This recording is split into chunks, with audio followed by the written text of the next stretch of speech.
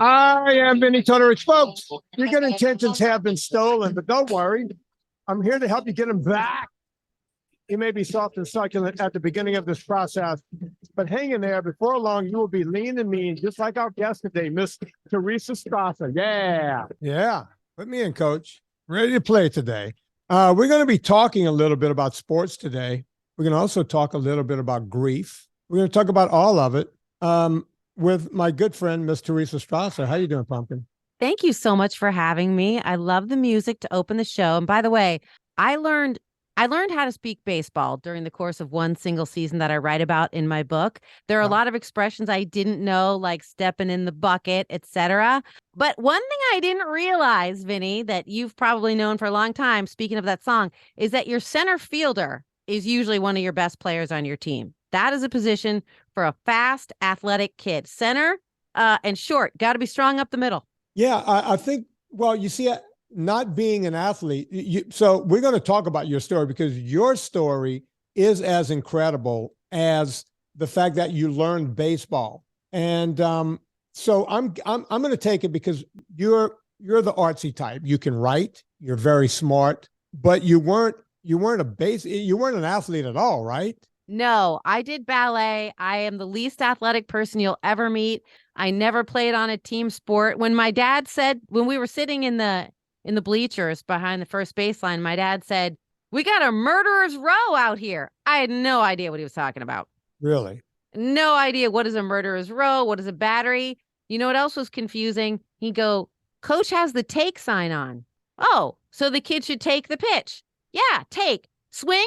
No, take means leave. It was like, who's on first? I didn't know anything about baseball.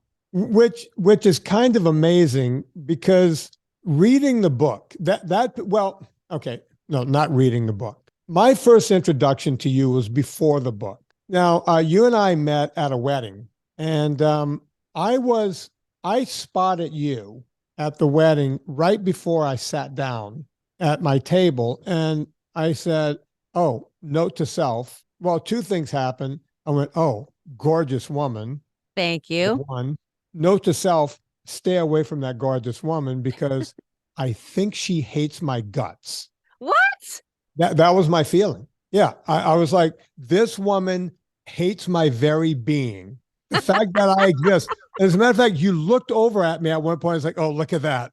She's shooting me daggers. Well, I was by myself. I think you were by yourself too, but I'm very, very introverted. So I think sometimes if I'm in a group setting, I just don't come across that well because I'm like nervous that I'm not acting normal, especially at a wedding where there's like, there's a way you're supposed to act and how you're supposed to have your napkin and your glass and what you're supposed to bring. And, I was raised by wolves, which is in the book. So I think in a situation like that, I'm pretty self-conscious that I'm doing like social missteps or that I don't know how to talk to people. So maybe I come across weird. Very likely. Well, you see, I wasn't even looking at that. I was looking at the fact that you and the woman who I do my Wednesday show with, Miss Gina Grad, had a show together. And I was an early adapter. Like I listened to the first show only because I said, Gina, I'll listen. And I listened to the first show and I was hiking. I was doing a lot of hiking back then because I was getting ready to go climb Mont Blanc. And so every Saturday I had to spend 6, 7, 8 hours walking with a heavy pack on my back up and down mountains. And you were one of the podcasts that I would listen to every week. And I just got used to listening to you guys week in and week out. And at some point you brought up veganism.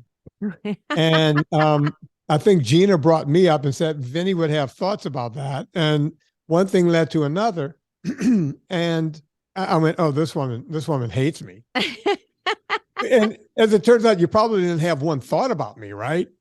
No, first of all, I don't like conflict. So I don't even usually tell people that I don't eat meat.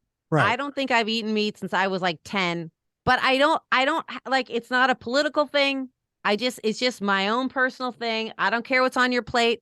I have boys, they eat meat. My husband eats meat. I don't know. I can't get into it with people about what they eat because it's such a personal thing. So no, I have no qualms about your NSNG.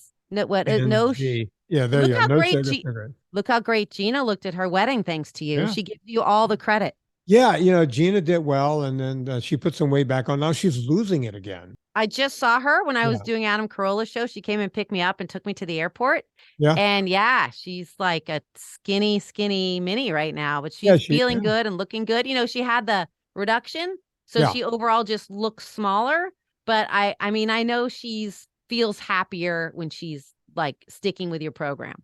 Yeah, look, she went through a lot. The wedding, her dad died right before that, and she had a lot going on, Yeah. And so, but I just went, oh, this woman hates me. And at some point, you and I said hi to each other because my wife couldn't make it, your husband couldn't make it, and we just ended up having. I thought I enjoyed it. I felt like I was holding you up. It's like we were standing next to our car, still talking. We had one of those parking lot talks where you're like, oh, I'm going to chat you for 5 minutes. And then I felt like if it was a movie, calendar pages would have been flying off. Yeah. It's like, because everything you were saying was interesting to me. And it was just this conversation. We found out that we both love sappy, rom-coms. Yeah. Yeah. I mean, I wouldn't have expected you to love Julia Roberts, rom-coms and The Notebook, etc. And I don't think you would have expected me to be a big sports fan, which I now am. Right. And here's the part that was confusing to me. Not confusing, but interesting. I went, wow, this woman is exactly like my parents were with me, because my parents were both very academic, right? My dad, they met in band in high school. They were band nerds. Wait, what instruments? My mom played the flute. I can't remember what my mom played. My mom is just this incredible. She could do whatever. My dad was a reed instrument guy and actually was in the Union. He played with Fats Domino in New Orleans and the whole thing. And whoa, yeah, my dad was pretty accomplished. Reed, you mean like the oboe? No, he played tenor and alto, and he can play the pain stick, the flute. So you came along and you just were a kind of a jock, and they thought like, wait a second. We know how to do band nerd stuff and book nerd stuff, but we don't know how to do athlete stuff. My mom could read like, speed readers. They would show like Evelyn King speed reading. And, I remember Evelyn. My mom just turns pages and reads books. She can consume a book every day and did for most of her life. Yes, I'm similar. I can read very quickly and I absorb a lot of it. That is my superpower, and parallel parking. That's it. Oh, wow. So we do have that in common because, I was tested. I'm on some spectrum, as we always knew I was. I read very slowly, and I'm not able in my mind to skip words. You see, most people, when they read, they're assuming. We assume a lot when we read. Right. You pick it up from context, so you don't really need to read every word. Right. Not me. Every word has to be read. And I retain something like 87 or 90%. A lot of times these podcasts, people go, where did you get those figures from? It's like, I must have read it 20 years ago. And the figures are still in my head, but I read very slowly, right? And I was considered like a dolt in school. I was like, oh, there goes the dunny. He's not done reading yet. So when my parents figured out that I was a good athlete, they couldn't really help me. My dad would, when my brother and I were kids, he'd throw balls with us in the yard because that's what dads did in late 1968. But that was it. My dad was a high school teacher. My mom was a teacher. They didn't know anything about sports. And then all of a sudden, these coaches are going, your kid is, kind of the kid. And people would talk to my parents in the stands at football games and baseball games. And it's like, yeah, your kid is this kid. And all they could tell me as parents was, good job, son. I could have the worst game ever. And they would go, good job, son, because they didn't know what else to say. Well, I always think about that movie, Searching for Bobby Fischer. Do you remember the chess movie? I do. Jodie Foster. Yeah. Was it Jodie Foster? I think it was Jodie Foster. I might be, you know what? I might be conflating two movies about prodigies. But there's definitely a scene with Laura Linney and Joe Mantegna. And there's a kid who's amazing at chess. And the teacher's Laura Linney. And she says, to the dad, you're like, maybe you should back off and let him be a normal kid and not spend so much time on this chess thing. And then Joe Mantegna in this famous scene, he's like, this chess thing? You've never been half as good at anything in your life as my kid is at this chess thing. So there's a way of identifying with your kid when your kid is really amazing at something, whether in your case, athletics, or it could have been the oboe, or, you know, it could be chess. Something happens when your kid is really talented, and it's hard not to identify with it. I think that's why so many, you know, there's dad ball and a lot of parents behaving badly, and even moms. I know with me, even though I wasn't an athlete and I didn't have like unfulfilled athlete dreams, I know even now my boys are 10 and 13. Tonight, my 10-year-old will be playing shortstop in a district all-star game. And I know when and my older son, Nate, who's 13, it's his season of Little League that's covered in Making It Home. And like when it became, there was a draft, right? There's a draft in Little League, and the scout from the district said, which is in the book, he said, after Nate's tryout, he said, "Oh, the chosen one." And like, wow. and Nate, Wow. and, because he's a big lefty, and baseball people like that, right? And he throws hard. But like, there's something that comes over you where you're like, I'm the mother of dragons. Like, I made that. I made that kid that can do that amazing thing. What even if that amazing thing is piano, in my experience so far, it's been sports. Like Nate plays basketball, and sometimes he'll have a game where, he'll make 5 out of 6 threes, right? He's not the next LeBron James, but for us in our little neighborhood, it feels like people are looking at me in those moments, and the reverse. Like my little one had an error at short last game, and I was like, oh God, is everyone looking at me like her kid let that ball go right through the wickets? Like, are they judging me? You identify with your kid. And I think anybody who and your parents were in this boat, who has a kid who shows a lot of promise, and maybe they're a little bit of a prodigy at something, it's hard to detach your ego from it. I don't think, your kid pulled a Bill Buckner. But yeah, although, have you seen that play recently? Because it really is not as bad as people think it is. No, remind me off the air if you remember, right when the mics go cold, I'll tell you a little something about Bill Buckner. Okay. If you don't remind me, I won't remember. I'll tell you what, Vinny, though, as a baseball player's mom, all I think about is that poor man's mom during that play, watching. I'll tell you something off the air. Okay.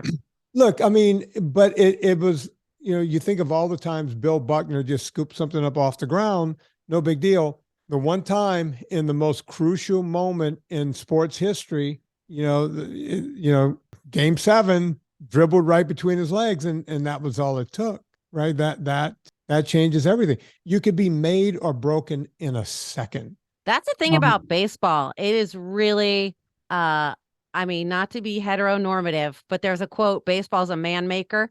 And like, it's a team sport, but you're never more alone in many ways, and either when you're pitching or you're at the plate, or when Bill Buckner, when that ball goes through his legs, that whole team lost that series, right? All of them could have hit better. All of them could have played better. It came down, people remember that one play. A team loses the game, not one guy. But it feels like all the white hot spotlight is just on his error. And I think that's one of the many reasons that baseball makes a great metaphor, and why it's the framework for this book of all the sports, because your errors will be remembered, and there's going to be a lot of frustration to be tolerated, because obviously it's not like football, right? Like, if you dropped 6 out of 10 passes, you're going to get cut. In baseball, if you fail 6 out of 10 times, you're going to be in the Hall of Fame. Exactly.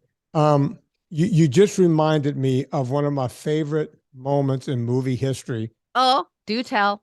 I'm going to play it. I'm going to see if you can remember this. A man become preeminent. He is expected to have enthusiasms. What am mine? What draws my admiration? What is that which gives me joy? Baseball.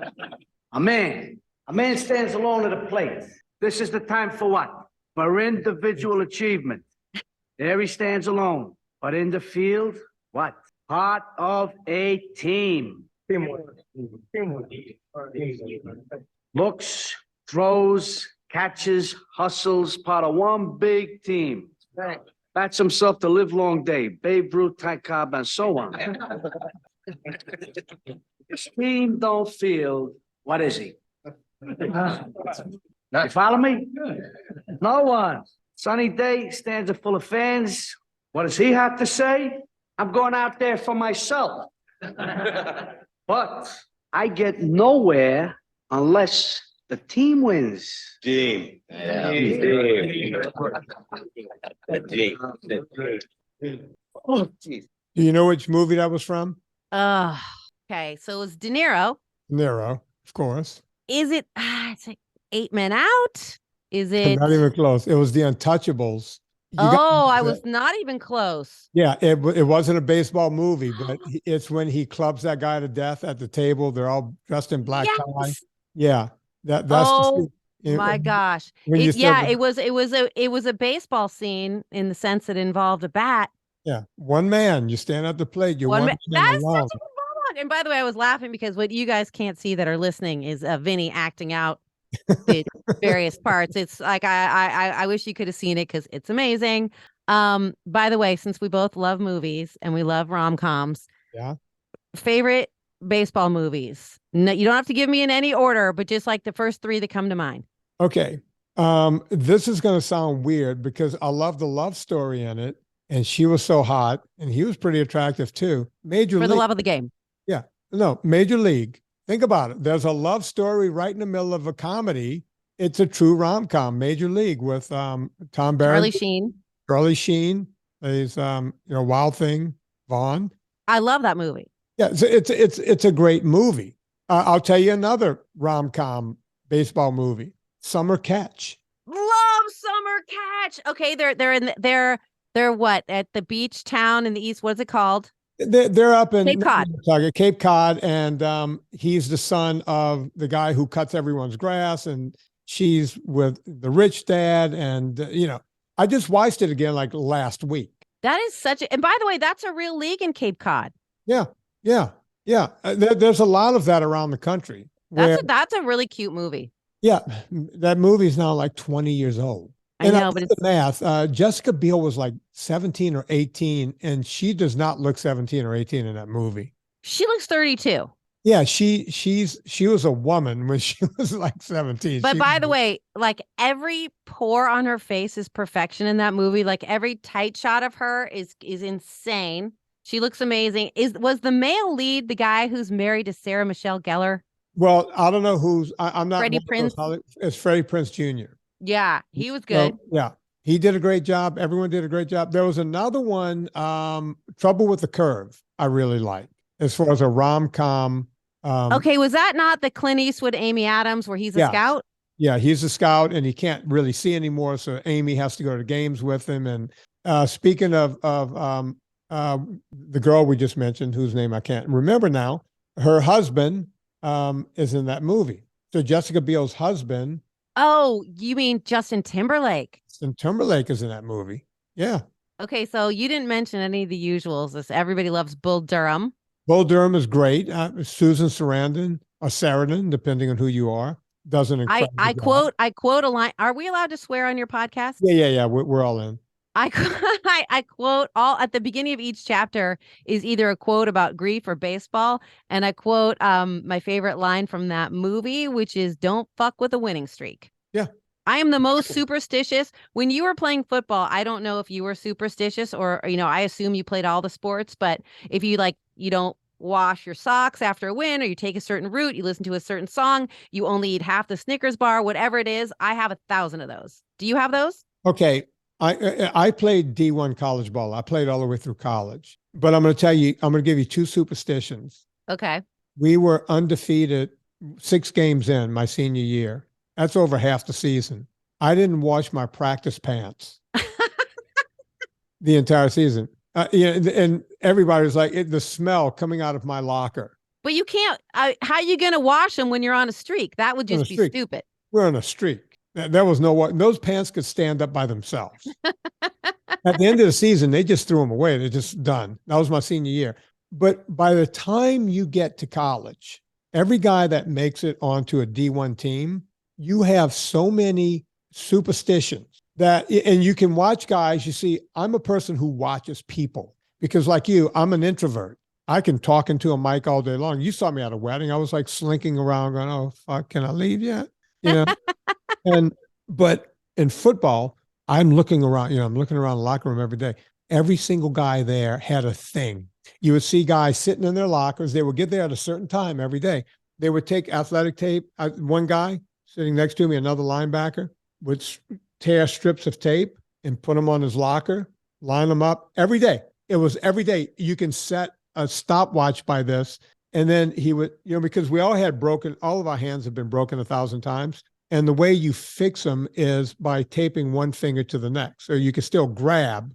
Yeah, right? I've seen this. It's like a splint using the you'll see in the pros, by the time the third game comes, they all got these two fingers.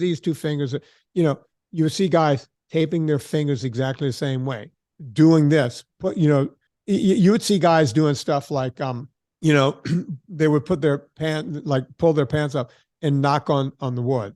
Or I'm just making up stuff, right? Just doing weird stuff. Oh, so many.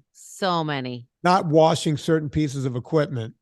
On and on and on. And every single guy in that locker room had a version of that. Some guys more than others. I was Italian. I had a bunch. Seems like the black kids had a bunch, just like the Italians. We had one Jew, Lichtenstein. God only knows how many he had. It had to be a lot. Wait, what position did he play on this D1 team? He was an offensive lineman. Okay, yeah. Listen, my people have not had many success stories in the NFL. The 49ers had a guy named Harris Barton, and that's the only Jewish guy I can remember that's been in the NFL. There's probably a few more. There's been a few. Baseball is our sport, though.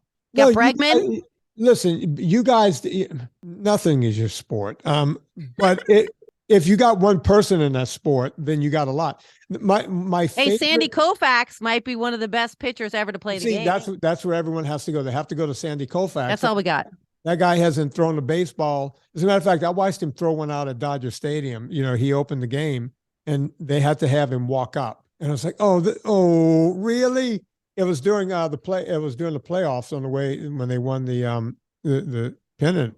You might be interested in this as a fitness guy, health and fitness and athlete. Tommy John, right? That's the Tommy John. It was named after the guy who had the surgery, not the doctor, right? So the doctor is this incredible guy. He's so humble. He didn't name the surgery after himself. And I recently read an interview with him because I have a 13-year-old who pitches. So I'm very concerned about arm health. And I read this incredible book called The Arm, which everyone should read, even though it's 5 inches thick and it's all about pitching mechanics, but it's fascinating. So I read an interview with this doctor, the surgeon who invented that. Hang on. Let me tell you the surgeon's name. Yes. Tell it. His name is, it was either Curlin or Job. Job. It was Job. Yeah. Go on. He gave an interview and he said that if he had come up with it, I'm going to mess this up, but if he had come up with that surgery 10 years earlier, it would have been called Sandy Koufax, would have been called, having Koufax surgery on your arm. And Koufax could have probably pitched another few seasons, but it hadn't been invented yet. It was like his injury was just before Tommy John's became a thing. And then who the guy's name that we should all know. And you and I aren't even 100%. And I read a whole book about him, but very humble guy. And Sandy Koufax. But there's a couple Jewish pitchers right now.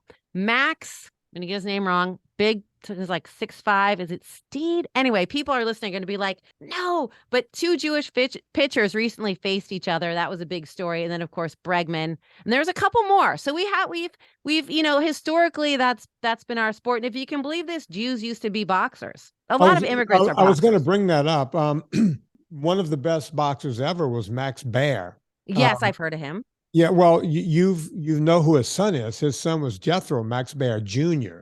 And on the Beverly Hillbillies, a very famous sitcom when I was a kid. Oh yeah, Black Oil, Texas Tea. That's the boxer's kid? Yeah, Jethro. And by the way, Max Baer Jr. went on to become very wealthy because as Jews know how to do good business, right? So here's what Max Baer Jr. did, and I'll tell you what his dad did. Max Baer Jr. went back in those days, 1968. That was the number one sitcom on a Friday night, the Beverly Hillbillies. Okay. They brought in somewhere around 75 million people every Friday night. That's when the country barely had 200 million people in it. that was like what, a 40 share? Can you imagine? my The Super God. Bowl does not get those numbers. You cannot get those numbers on the Super Bowl. That's how many people were watching that stupid sitcom. Those guys never got paid after that. That was before the days of mailbox money. What Yeah, they they didn't made, get residuals.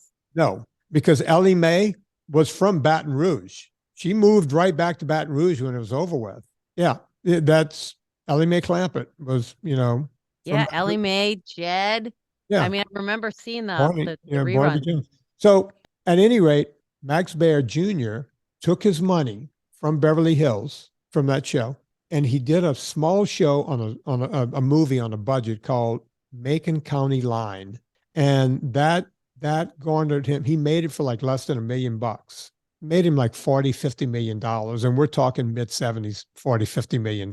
Whoa. He took that and parlayed it into a sequel. It was one of the first sequels that did well, called Return to Macon County, and did the same thing. Max Baer, and then he started buying real estate in Beverly Hills. Now, I was well known in Beverly Hills working as a trainer and, with this special kind of group. He was in the hills. He was not Holmby Hills, but think Bel Air. He was up in that area, right? Craziest parties of anyone, Max Baer Jr. He was still alive. I don't know, maybe we can look it up, but he was still alive a year or two ago. The God, rest of them are dead. we should do a check. But the notion that all Jews are good with money. My dad has definitely done a lot to counter that stereotype. He should get in touch with Kanye, because old man Strasser's living in a trailer park. Yeah. In a $2,000 mobile home that I bought him. He drives a bike exclusively and has like half of his teeth. Let's get into it. Before we get into your dad, your mom, you were getting on airplanes you were like a little kid, right? And you Yeah, were 3. I flew alone at 3. It's not legal anymore, but back in the day, when my parents got divorced, I don't want you to really date yourself, but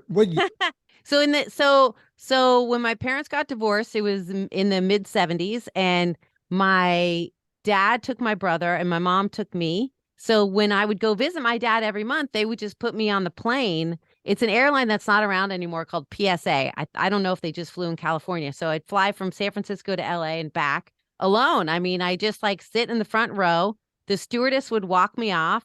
Now that I'm a mom, I know like, wow, 3 is pretty young to be alone. But at 8, my plane tickets got too expensive. So they switched to the Greyhound. So I take the Greyhound every month by myself, starting at age 8, probably, until my dad moved to Northern California. So probably like 3 years of taking the Greyhound, which is like, depending if you take the Express, 8 or 10 hours.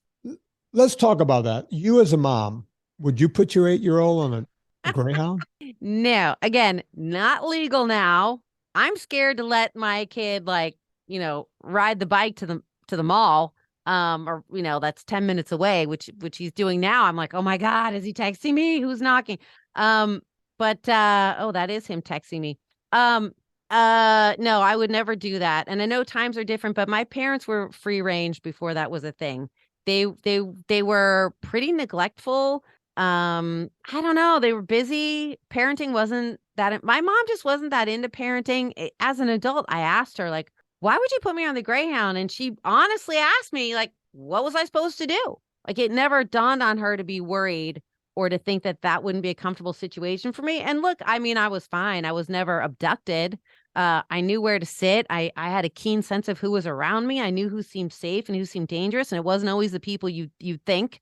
I had a sixth sense for it. I had reps doing it. And as an adult, I traveled a lot. Like in my 20s, I was in the Middle East as a journalist by myself, never scared, rode the public bus, didn't think anything of it. So in a way, there's good that came from it. But I was alone a lot. And I think maybe that's why I'm not always that great in groups, and like why you thought I'd hate you. Or maybe that was just the meat thing. But yeah, because I know some pushback on a show, and I was like, oh, this woman, she's daggers, she hates me. And turns out I think I remember you hate Dr. Greger. Michael Greger. Yeah. Yeah. You're like you call him doctor. I call him Michael because he's not a doctor. He's not a medical doctor. Okay. he went through medical school, and this is him admitting this. He never did his residency, so he cannot.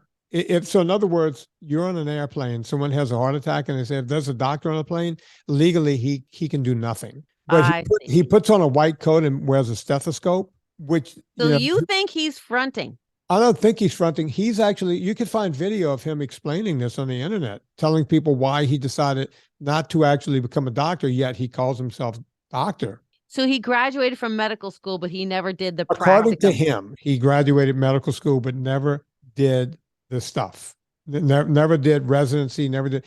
And when he was questioned about this by another vegan, Dr. McDougall.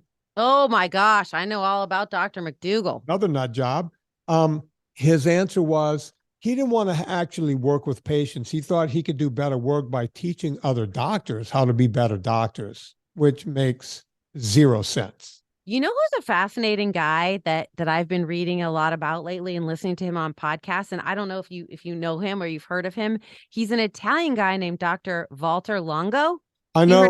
Yeah, he's from UCLA, I think. Yeah. Yeah, I think he might be at USC, UCLA. Anyway, he's like a specialist on the blue zones and on longevity. And he's like one of the main doctors who've popularized fasting, the fast mimicking diet. A lot of people have heard of it. It's called Prolon because Gwyneth Paltrow did it on Goop. Anyway, he's like a fascinating guy and has done a whole bunch of research on fasting and chemo, for example. If you fast a day before the chemo, you'll need less chemo. Obviously, I'm dumbing it way down, but he's a really fascinating guy.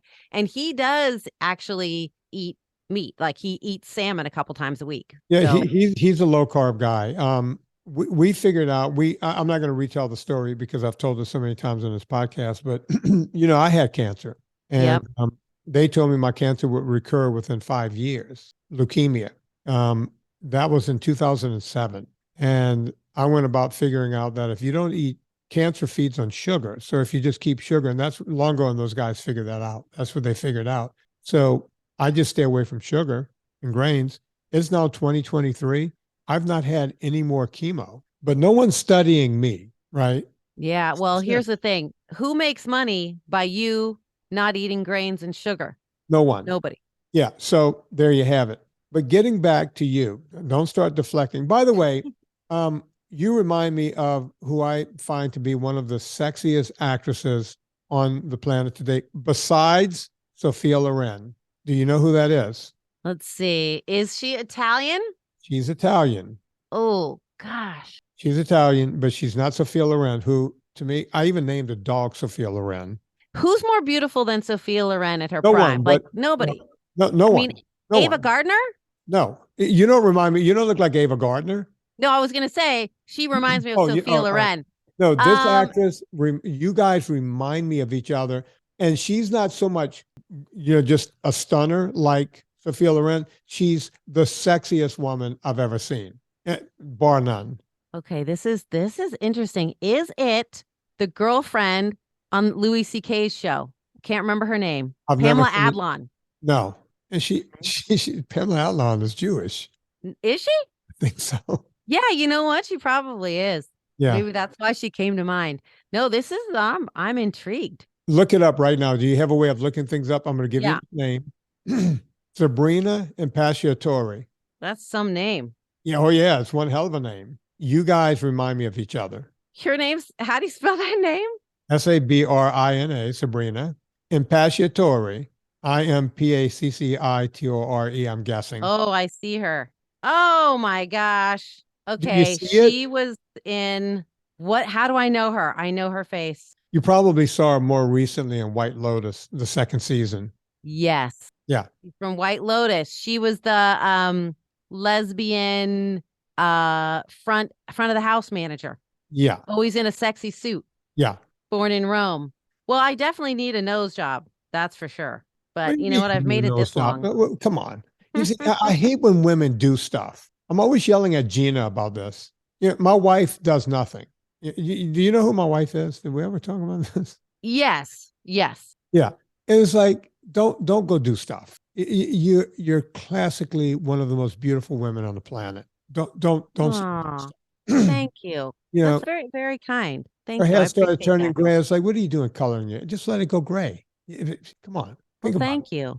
You know, that's the way it should be. You're going to change your nose. You're not going to be you anymore. Well, true story. I used to work on Good Day New York. I was like a feature reporter, and I went to interview a plastic surgeon on Fifth Avenue. He was a really famous plastic surgeon. He'd recently reattached this cellist arm who'd been like pushed onto the subway track. So he was famous. And I'm like, well, if he can reattach an arm, this guy must be amazing. I'm sure there was a whole team and he was just the plastics Right. part of it. But after the cameras wrapped and we were done interviewing him, I said, hey, just, out of curiosity, like, do you think you could maybe fix the nose? And he said, I'm being honest, like that might disturb the harmony of your face. I wouldn't touch the nose, but we could talk about your boobs. I hate fake boobs. Hate them. Well, I mean, I had a cups, and I guess he was like, you know what, we can work on those. Nah. Thanks. No, don't touch them. I'll take A cups over anything fake any day of the week. Don't. Well, listen, I like, not everybody's got their thing. There's a lid for every pot, as my mom used to say when she was being very neglectful. Although, as I write in the book, she was very supportive of the arts and she always wanted me to be a writer. And as an adult, I wrote a lot about her and it wasn't always flattering. And she was pretty cool about it. She never once gave me grief writing about my unorthodox childhood or any of the shit she did or putting me on the Greyhound. She was so happy that I had become a writer. She didn't care that she was the subject of it. Yeah. Well, look, I only know you from meeting you once, right? But it seems like you've landed on your feet. You're happily married. You have 2 kids. I was in LA for 30 years. If I had run into you, it would have been one date. Because I would have gone, oh, this girl's a mess, right? Parents don't know each other. Bus ride, the whole thing. I don't need this mess. You figured it out, right? You carved out a life. How does that happen? How do you figure it out? Because we're going to get to your dad in a few minutes here. How did you come around? Well, thanks for saying that. I don't know. I think I'm just kind of a resilient person. It's not like I don't feel things, but I'll just keep going. I'll feel sad or scared. I'll cry. I'll feel insecure. I'll feel terrified. I'll feel like an imposter. I'll feel out of place. I'll feel in over my head, but I'll keep going. I mean, I moved to LA. My dad was a mechanic, as in the book. I was a mechanic's daughter driving. When you're a mechanic's daughter, the car that you drive is the car that somebody leaves there because it's not worth the $300 it's going to cost to rebuild the alternator or whatever it is. So you get a car that's so shitty that somebody thought, I don't even want to pick this up from the garage. So like I, moved to LA with knowing zero people and having no air conditioning, living in a studio. But I just felt compelled because like, what else was I going to do? Like I had to keep trying and keep, I was able to do that somehow. I don't even know how. Where did you live? What area of town? So when I first moved to LA, do you know where Hollywood Forever Cemetery is? Sure. I lived walking distance from there on Virginia Avenue. There were 5 homicides on my block that year. Wow. It was a very, very sketchy neighborhood. I lived alone. And yeah, I had no friends when I moved there. I didn't know a single soul, didn't have a mattress, didn't have a bed. Well, your dad was there, right? Was he still in LA as a mechanic? But at that time, he had already moved up north to Northern California. So I didn't really have, I had nobody. And then here's a little tidbit of American pop culture history. I had a boyfriend who was a comedian, and he got on a very big show where he and another guy co-hosted a very, very popular American television show called American Idol.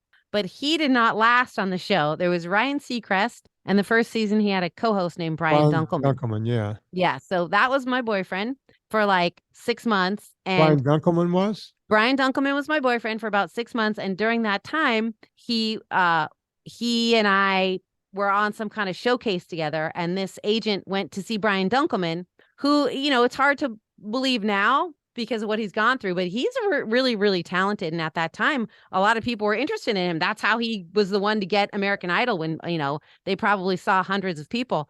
But a manager came to see him. I was on that same show and ended up representing me. And that's how I first started auditioning. And then how I started writing. So my first jobs were writing jobs when I got to LA. And I wrote on a Comedy Central show called Win Ben Stein's Money. I remember that. Yeah. Remember that show? Yeah. Never saw it, but I remember it. It's a great show. I was on staff for that for a couple seasons. We won an Emmy. And how I got that was I went to do an open mic. And again, I don't know. I just had gumption because I had nothing to lose. Like, what else was I going to do? Deliver batteries from my dad? You know, like I had nothing. I had nothing to lose. So I remember thinking, like, I'm not getting any of these commercials I'm auditioning for. Every single person in every room is much, much prettier and much, much more commercial looking.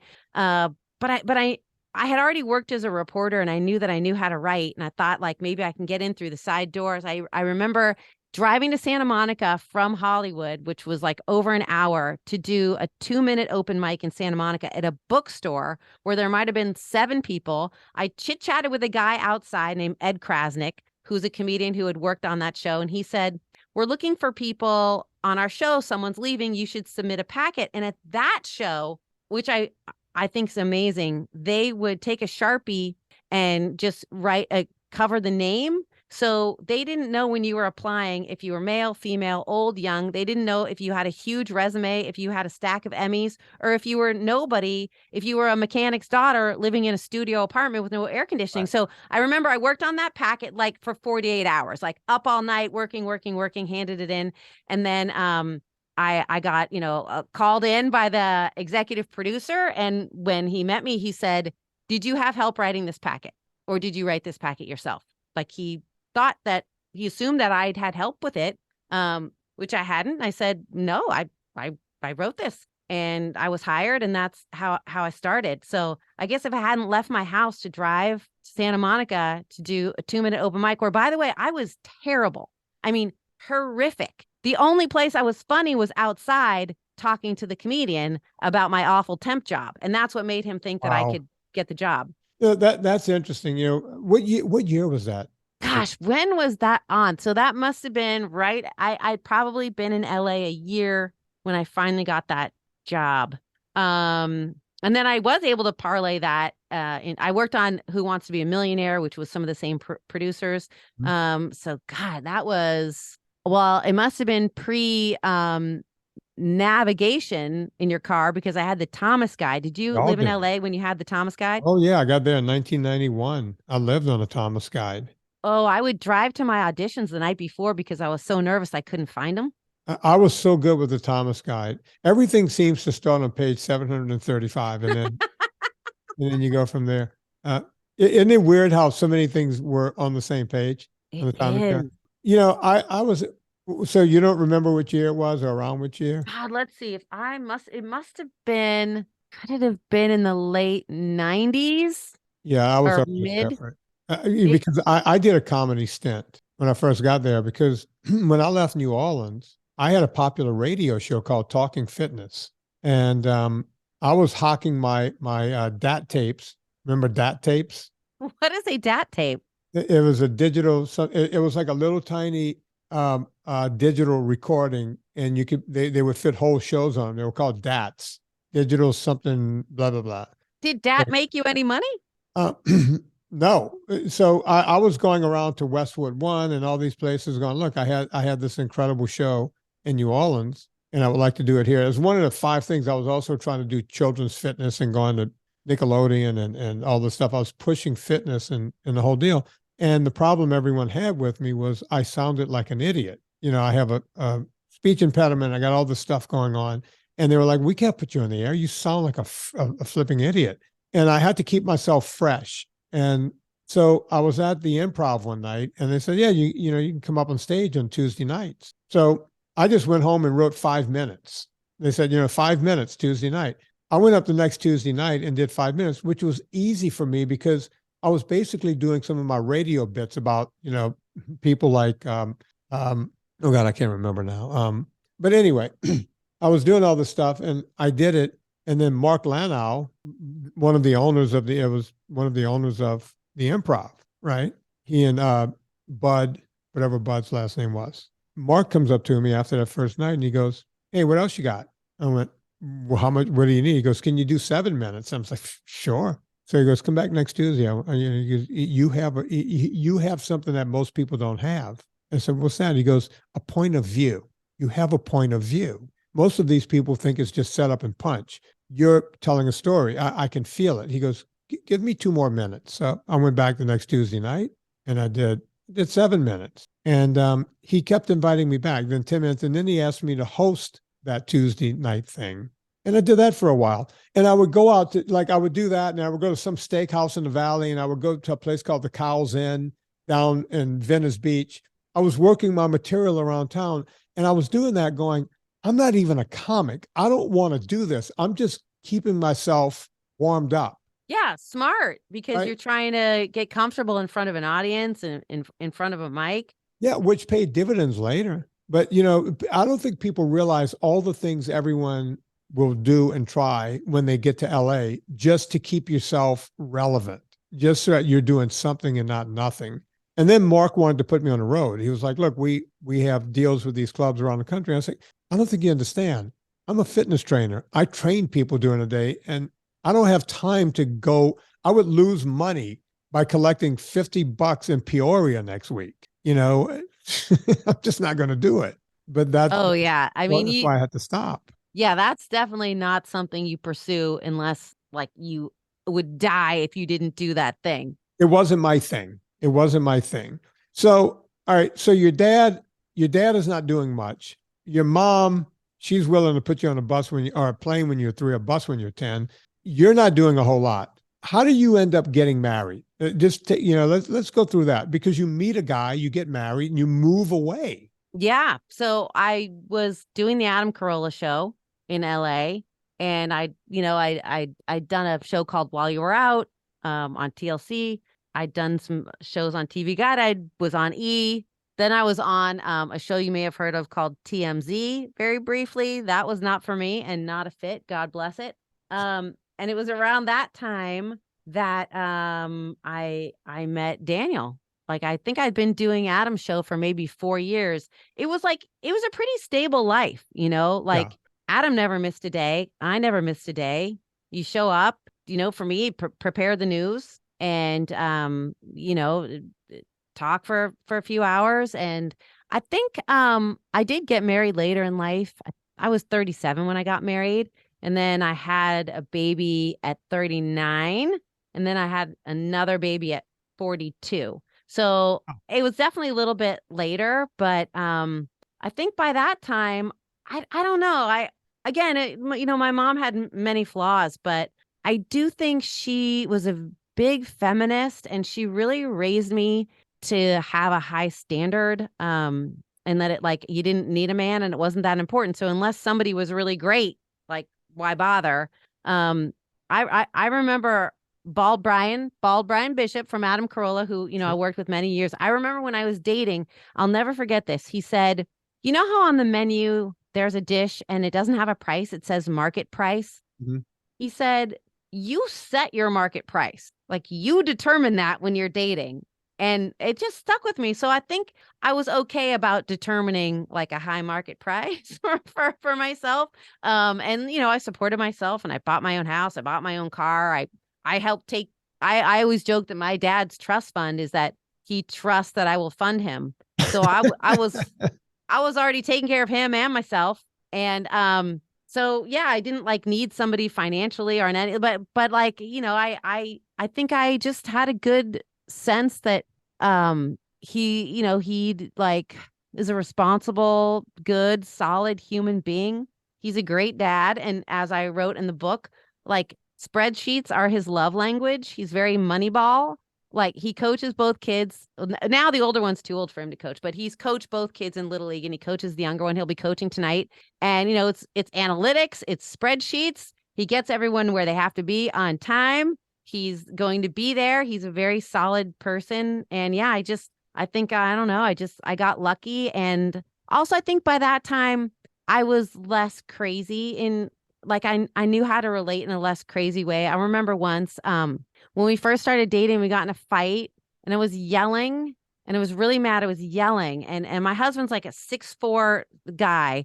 a skinny 6'4" guy, but he's very tall. And I was yelling at him, and I looked, and his hand was shaking, and it dawned on me like, oh my God, like this, you're hurting somebody. Like you're acting out of control. And it's like this person that you love, you can see his hand shaking. Stop it. Just don't be a bitch. Like just get your shit together. And I just was like, I just knew, like, I love this person, and all I've got to do is try to keep my shit together. And so far, so good. Well, good. And what does he do? What type of work? Nobody knows. Nobody really knows. It's kind of like if the CIA gave you a fake job so you could blend in as a spy. That's the kind of job he does. He works for IBM, and I don't know what he does there. So but he's done it all along. It's kind of like Chandler on Friends. Nobody. Yes. It's something to do with buying and leasing software, contract. I don't know. There's algorithms. There's math. I had a friend in LA, and every time we would go out for dinner, I would go, okay, Adam, his name was Adam, explain it again, pretend I'm in second grade and explain what you do for a living. And for a couple of inklings of a second, I would get it. And then he would go off into the weeds, and I would go, okay.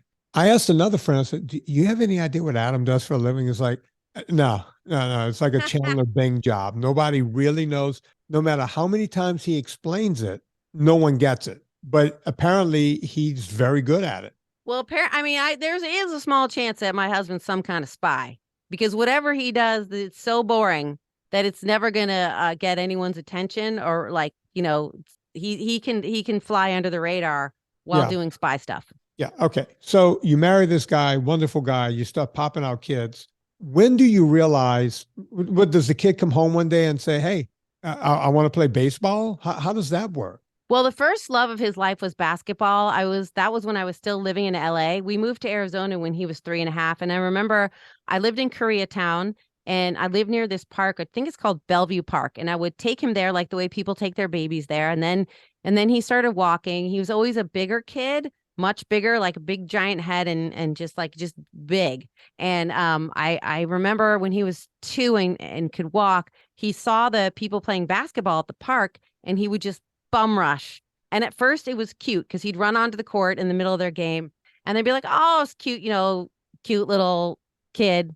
And they'd stop their game, and I'd run out there and pick him up and drag him off. And then 10 times into it wasn't that fun for anybody. And then he would be wailing and crying that he couldn't be on the court. So I finally I couldn't take him to any park with a basketball court, because he would just interrupt every game. And then I would take him to the YMCA in Hollywood and Los Angeles, because they had a court, and you could kind of he could dribble. I got him the little Tykes basketball hoop to put in the kitchen. So I kind of got a clue early. And then I think he started T-ball at 4.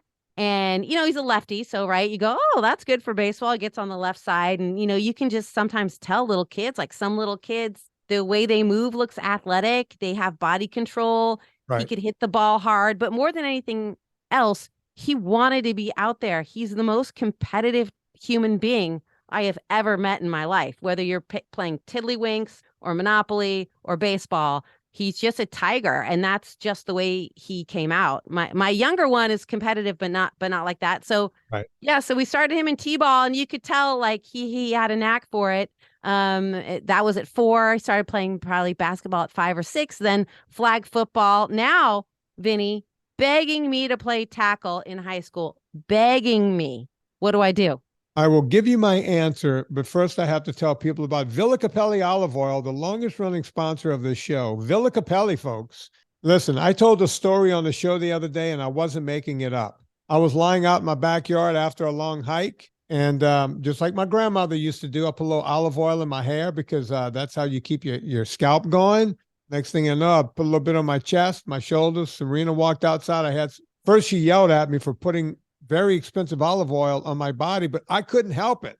I'm a WAP. It's what we do. Villa Capelli olive oil. Listen, you want a suntan with Villa Capelli, or maybe use it on a salad. I don't know. You drop a little bit on a fish. I'll do my cheese boards at night, and I'll take the Villa Capelli, and I just kind of do like a little Zorro right over the top of it. You know why? Because why not? Olive oil is that good. I also throw a little salt on there. It's perfect. Villa Capelli olive oil. You want to save 10%, put in promo code Vinnie, VINNIE, 10% off. If you spend over $125 at Villa Capelli, after the discount, they will ship it to you for free. That's a big savings because that means you're buying way over 3 liters. That's expensive. Stuff's got to come from Puglia, you name it. Listen, just go get it. Spend a bunch of money. Get that 10% discount. Get the free shipping. Let them know we sent you. Villa Capelli olive oil. I use it here. You're going to want to use it wherever you are. We're talking to the woman who wrote, I'm going to say my favorite book that I've read this year, Miss Teresa Strasser. And the name of the book is Making It Home. The name of the book was escaping me for a second, Making It Home. Teresa, you asked me, should you let your son play football? Begging to play football. I'm of two minds. I'm of two minds. If you ask me today, I have no ligaments left in my neck. Of course, back when I played, we led with our head. Like my brothers and I laugh now because I was one of those on the field. I was a middle linebacker. I'm the guy that's striking someone every play. We were taught to use our heads as a weapon. That's all illegal now, right? I keep waiting for CTE. I'm not making a joke here. Anytime I can't remember something, I lose my mind. I was like, is that the beginning of CTE? Right. That's why I take so much fish oil. I take everything. I do everything I can to stay healthy because I know it's coming. I got 2 vertebrae in my neck. I live in pain with my neck, my lower back. This shoulder's been completely replaced. It was operated on twice at Curlin and Job. There was a major surgery when I was 14. I'm going to tell you what that was all about in a second. Curlin and Job, Dr. Taboni, took pieces and parts out along the way. And then I had to go up to UW in Seattle to get the whole replacement done. There's a surgery. Tonight when you're having wine, make sure you're drinking something. Watch a video of the Ream and Run surgery. And that's what I had. It's a very special surgery where you can actually become an athlete again, right? I can lift this arm up. I couldn't do that for 25 years. I could not lift this arm up. You have like a full range of motion because I'm seeing what you're doing. I do. Like I can barely do that. Yeah, I do pull-ups like a monkey. You should see me. But I couldn't do that for 25 years. My arm was stuck by my side. You mentioned center fielders being the most athletic guy on the field. I was a center fielder and a catcher. I had that kind of arm. I couldn't pitch. I was like Wild Thing Vaughn. He just needed glasses. And I needed glasses and and you know what's I don't know if you notice about me, I shoot competitively. I shoot skeet. So I shoot at moving targets. I do archery. I do all these shooting sports where you have to be dead on accurate. Couldn't do it with a base. I was good enough to get it to second base from a crouch position because I had a cannon. Well, the arm that a catcher needs is extremely different than a pitcher, right? Like, yeah, you got to make an accurate throw to second or from your knees. Pick someone off, right? But it's not like the finesse of pitching. And from the outfield, from center field, of course, I was very fast from A to B because, football and the whole thing. That baseball was going to be my sport. That was going to be my sport. I hurt myself at 14. I hurt my right shoulder at 14 in football. So then I had to dance with the date I came with. Yes. Yeah. I had to play football. Dance with the devil. Yeah. Yeah. I had to, there was no way. I knew back then, I played all the way through, the high school stuff and all that. My cannon was gone. It was already, when I would wing a ball, I was in pain. I already knew I was done. After the surgery, never came back to where I was before. And by the time I finished playing college ball, I was a 400-pound free weight bencher. I was that strong. Cannon, the arm was done. I would have played baseball and not football. So let that sink in. That's what you asked me that question and said, I got to answer this question for her. I know. And I've never wanted him to play tackle, but one thing I've noticed now, he's getting a little older. He's in junior high and he played on all the teams at school. There's a social component to being on the football team. Like, for example, he was on the basketball team and the baseball team, and he's a much better baseball player. But, some people come out for baseball, but when he was on the basketball team, the gym was packed. All the girls are in there. It's loud. it's like a big deal socially. And football, obviously, you know, everyone comes out on a Friday night. Our neighborhoods like Mayberry in Arizona, it's a big thing if you play football at the high school. And I think he realizes that for some reason, baseball is just not as cool. I don't know if it was like that where you grew up. We had a really good baseball town because this guy, Mr. Frank Sotil, who basically spent his life keeping the fields the way they were. He would cut them himself and the whole thing. We had guys that from my hometown of Donaldsonville, Louisiana, you want to talk about Mayberry, where Mississippi River meets Bayou Lafourche. There's only like 5,500 people that live there. A couple of people made it to the show. And one kid, Jacques Alexander, was in the same bullpen with the greatest pitcher of all time. Sandy Koufax. No? Come on, try again. Nolan Ryan? Nolan Ryan. Think of that bloody nose. Remember the bloody nose? You ever see that poster? Incredible. Baseball poster ever. Yeah. You know, we had kids that made it to the show there. A lot of kids made it to AAA and everything else. We had a good baseball thing, but in Donaldsonville, you ever see the show Friday Night Lights? Of course, obsessed with it. Love the movie, love the show, love Tammy Taylor. As a coach's wife, I always have my Tammy Taylor moments. Okay, look, I grew up in the Deep South. I didn't know, look, we had 5,500 people in my hometown.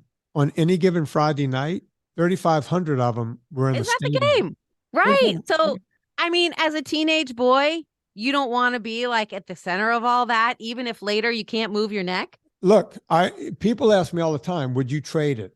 Would you trade any of it? No. It's part of who I am. You know, sure, I get out of bed and I don't look pretty, you know, first couple of steps. My neck little rough. Yeah, I have to get on the floor and work on my neck every day. But I played through college, and I played at a time when there was no, you know, we were kamikazes. These kids are way more protected now. Look, by the time I was a star football player, I didn't have a wallet in my pocket in my hometown. When I ate at a restaurant, it was on the house. My jersey still hangs in a restaurant or two in Donaldsonville. Once you're that, you're that for life. Once you're a jet all the way. From your first cigarette to your last dying day. You and I can do Broadway together. Look at us. Yeah, that you know. So, look? My parents signed that piece. I came home and said I want to play football. They signed it, and my dad said to me two things. He goes, "I know nothing about the sport, and do you realize you could get severely injured?" And I said, "Yep," and I'm good. And I was in 7th grade when that happened, and yeah, wouldn't change 1 minute of it with all the pain. But it could end his baseball career. It ended. I know it is promising because he does have the arm, and he is a lefty, but he's played flag football since he was little, and he is really good at seeing the field. And I know that's unusual. You know, He hates playing quarterback, but he's good at it. He'd much prefer to be a receiver. But, you know, he's a lefty, so people don't like lefty QBs, although there is that one now that's really good. Tua, I can never say his last name. Yeah. Nobody can say his last name. We just call him Tua. And look, he's a little beat up already. He's like second year in. And yeah, you know, speaking of, and I'll tie it back to baseball, I was lucky enough to work with Kurt Gibson. I don't know if you know, he has Parkinson's, and he started a foundation for Parkinson's. I hosted a big benefit for him in Detroit, and I got to spend a little time with him. And he was a football player at Michigan State. And look, nobody knows why some people get Parkinson's and some people don't. It's certainly not a perfect correlation. But he communicated to me that he did feel that when he was playing football at Michigan State, the way he played, I don't know football that well, but I think he was up on a punt return. Like that was so right. Like, so there were maybe times when he should have slid, but he like ran and got hit pretty hard. Well, and he yeah, said you're running full speed on yes. punt return. Everybody's going full blast. It's like running into a brick wall at 40 miles an hour. That's what he said. And he said he was stupid about it, and that there were some of those plays he wishes that he could take back. At the same time, I'll never forget, at his benefit, all the guys he played football with were there. They still all had nicknames. They were still all like brothers. And yeah. I don't know if you asked him if he would take it back, and you can't ever prove what would cause it and what wouldn't. But you know, obviously he ended up becoming a baseball player, but I think he could have played football as well.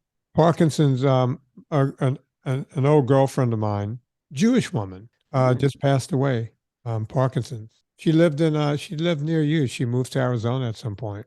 And we dated a long time ago. We remained friends over the years. And she was older than me. She was 8 years older than me. And she just passed away. I'm so sorry to hear that. I don't know about if you've seen it, but I know a lot of people have fallen in love with the Michael J. Fox documentary, which I haven't seen it. Where is it? I'll watch it tonight.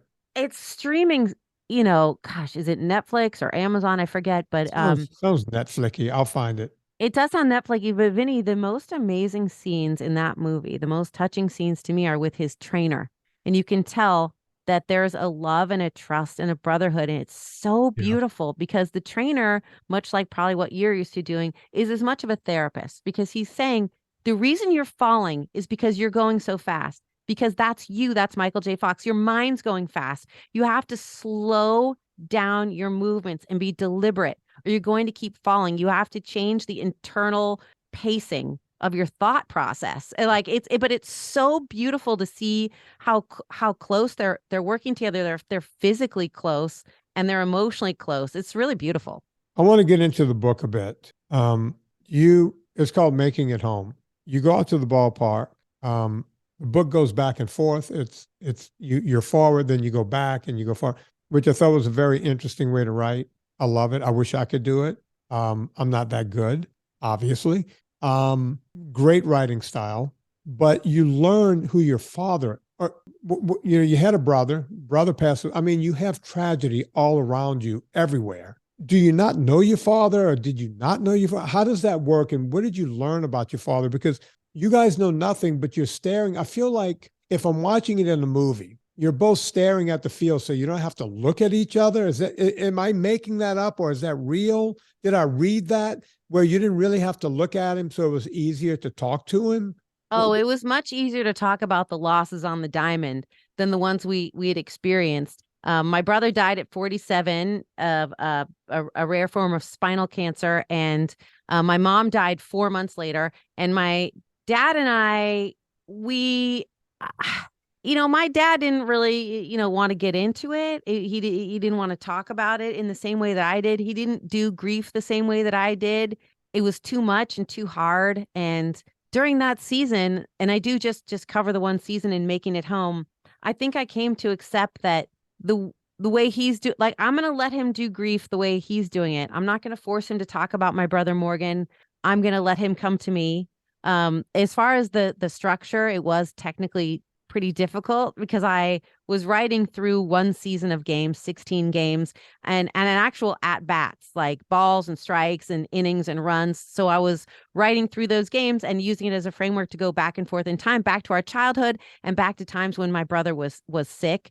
And so during the season, my dad and I had some pretty big fights when my brother was sick. It was really stressful. And it's something people don't really talk about, but I doubt you'll find anybody who's had a relative die of of cancer or another horrible disease where you're sick and a long time. And it's very stressful. And my dad and I, we had one fight in particular when my brother was, he might have been at Johns Hopkins. He was in and out of a lot of places. But my dad basically just lived with him in whatever rehab center or room he was in. Not drug rehab, but they have rehabs for when you're you can't really go home yet, but you can't be in the ICU. So my dad and I were just in the parking lot of one of these places, just screaming at each other because you've just had enough. You've just had enough helplessness and suffering. And I think after my brother died, I thought I could never do what my dad is doing. I could never survive and advance the way that he's doing it. I could never show up to this Little League game and sit here and cheer for my grandson the way my dad's doing. And he wasn't shoving his grief away. He was being with it in the way that he could. And he was finding a way to enjoy life there, watching my son Nate on the sidelines because my brother had been a baseball player. And so he was reliving some memories of my brother when my brother was healthy. And I remember I love talking about sports with people, Vinny, and especially this season with my dad, because you can have a deeply emotional conversation, ostensibly about Little League, or about the Arizona Diamondbacks or the Lakers or the Yankees or the Patriots or, the Flyers, whatever.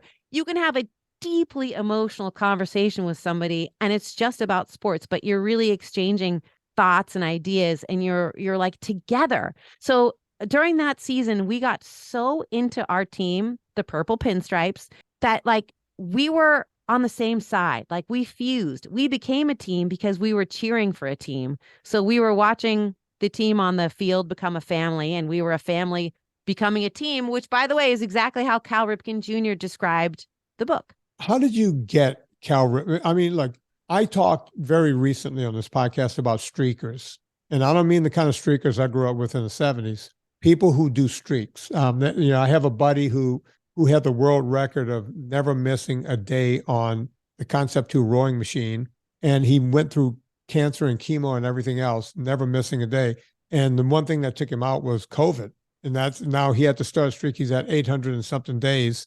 And the guy who he took the record away from is now at 15 or 16 or 1700 days. These people do streaks.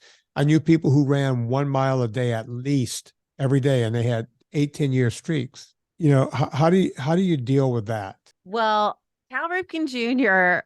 was the one name I wanted on the cover of my book. I thought, why him though? I mean, think about it. I mean, you could have gotten Bill Buckner for a lot easier.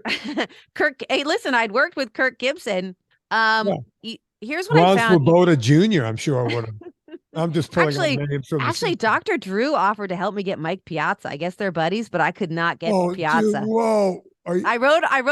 Dr. Drew was like, write me a letter and I'll give it to him. I wrote a letter. He's like, this is too long. Piazza's not gonna read this. He's a wop. He's gonna read 2 sentences. Just like cut it in half. I could not. Dr. Drew could not land Piazza for me. But how sweet is that to ask? So I thought. I talked to some people about it, and you'd be surprised how many. My publisher told me women buy books, and I ran by some people. I was like, wouldn't it be incredible if I could get Kurt Gibson a quote on the cover of my book? And they were like, who's that? People should absolutely know who he is, because he's hit 2 of the most sensational home runs in the history of Major League Baseball. Everybody should know who he is. He's an incredible man, an incredible athlete. And by the way, though he has Parkinson's, I've stood a few feet away from him, and like I've rarely been next to a human being that gives off that kind of physical power. Like Parkinson's or not, he is just a beast. And still is to this day. And like his build is like yours. Like he's not like a huge hulking guy, but he just has a physical presence that's very intense. And like the story of his home run for the Dodgers and his home run for the Tigers, amazing. But it's not a name that your basic baseball mom who might buy my book knows. You see, that's weird to me. It's true. Ask people you know. All right, so before we get into how Cal Ripken did it, give me 3 other names that you would have considered. I mentioned Nolan Ryan. I mean, he's a grandfather now. I don't know. He would have been amazing. Yeah. He would have been amazing. Who's on the short list? Well, Shohei would have been incredible. Bryce Harper. I know he's struggling right now, but my husband's from Philly. But when you're thinking like living legend, obviously Sandy Koufax, but Koufax is very much like, he doesn't do a lot of interviews. You don't see much of him. No, I've never seen him blurb a book before. Would you have, did you try? I mean, he's in LA. I didn't even try. I think I reached out to a couple people who might know him, and they were like, you're not getting Koufax. So move on. Like he doesn't blurb books. Yeah, like Jew to Jew, that kind of thing. I could have gone Jew to Jew. You could have tried tribal stuff. Yeah, exactly. I could have gone with tribal. So I didn't even bother. But there's a name which he is so iconic. If I said Cal Ripken Jr., there's pretty much no human being that wouldn't go baseball. Right. And he has a youth league that competes with Little League. So he's associated with youth sports. He's also written like dozens of books, which a lot of people don't know. And his record, as you meant, like no one's going to beat his record. He has set the most unbeatable record in the history of sports. It's not going to happen. Yeah. So he's a legend now, and he's going to be for a long time. And, I thought, how am I going to reach Cal Ripken Jr. just to ask? Because if I don't ask, I'm right. It's going to be a no. So I thought, like, I've got to do what any good journalist or writer's got to do. I got to work my connections. So I Googled it. I literally Googled how to reach Cal Ripken Jr. A bunch of emails popped up that are associated with it. I sent emails. I mean, but I wrote the letter. Like, I spent a solid day on this letter. This letter is probably, it was written like parts of my book. Like, every word was carefully chosen, and I researched Cal Ripken Jr. Like, I didn't just say, it wasn't like dear fill in the blank. This was like a targeted, missile strike. And so his publicist got it and, somehow determined that I wasn't a crazy person. And he said, "I'm sorry about your brother. This sounds like a beautiful story. Send me the book." So I sent it to the publicist. Publicist sent it to Cal. And then I kind of forgot about it. I was like incessantly checking my email. A couple weeks passed. And then one day I opened my email and all it said was, "How's this?" And it had the blurb, which was the most beautiful, most stunning. Yeah, I still keep thinking he's going to take it back. Like, I don't know why he did that. I'm just a stranger. Like, I'm just a baseball mom in Arizona that wrote about my brother and the healing powers of baseball. And he did that for me. Look, that's amazing, because I've blurbed several books. I don't know, maybe 10 now. And they're all, doctors who wrote books about heart this or heart that and the whole thing. They usually send me the blurb and say, "Hey, would you sign off on this?" And I'll change a few things, because they can be great at being doctors, but they're horrible writers. I'll fix it and send it back and go, you can put this version of it, and I sign off on it. But for him to sit there and write it, it's pretty amazing, isn't it? Yeah. I mean, it's exactly how you want your hero to be. You know what I mean? Yeah. Like, wow. I'm really hearing this hero thing. Yeah. You didn't even know what baseball was, and now you know everything about, who Cal. I got into it because I'm a mom, and like, I'm into what my kids are into. Look, if they played the flute, I'd know about the flute. I wanted to be close to my kids. It was important to me to know what was going on. And, I really learned to love it. There's so many things about baseball in particular that like really spoke to me on a spiritual level. Like, hanging in against a pitch, which is a big deal in Little League, where you're not like, flinching. And that to me spoke to how it was with grief. Like, you're going to have to stand there and it's going to fucking hurt. Yeah. Yeah. No, listen, folks, the book is everything I'm telling you it is. I've never steered you guys wrong. Thank you for trusting me with it before it came out, and reading it and everything you did there is amazing. It's going to be in a Vinnie book club by the time this comes out. So Debbie, make sure Megan gets it in the Vinnie book club. This is how I do business. I don't like to talk to people. I just tell them what to do during the podcast.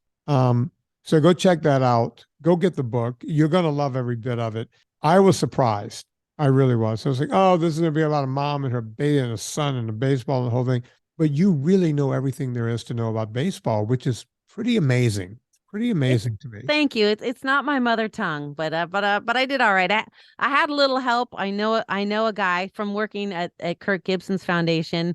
The executive producer, Michelle Newman, who's a real close friend of mine. She's married to a guy, Ryan Isaac, who was a scout for 10 years for the Padres, the Diamondbacks, a bunch of teams.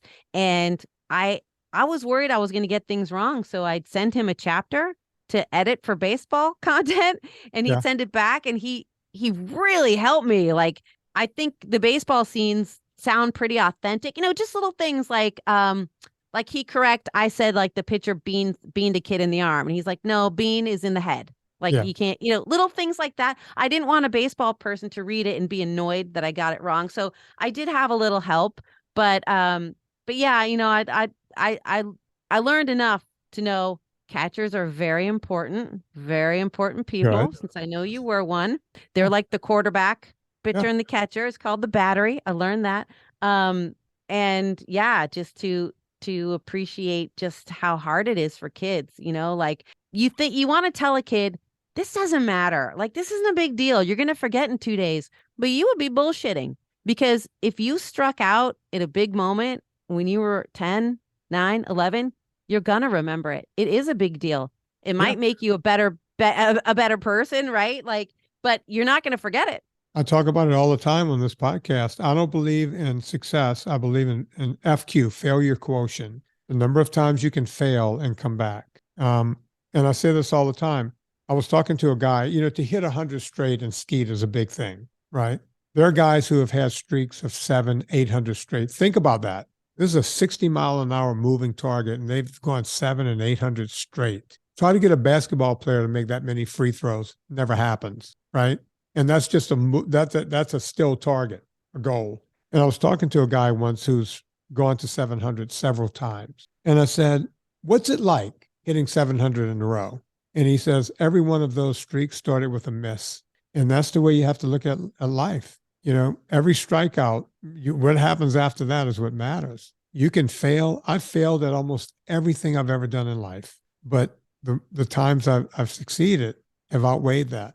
And I believe that. And I tell that to everyone. They're like, oh, you're good at this. You're successful at this. Like, look at all the failures. Look at all the failures. And it's been tons. And that's what, that's when you get in a room with a lot of successful men, they don't sit there and talk about it. We think it's like a movie. They talk about their yacht and this and that and the mansion and Nantucket and all that.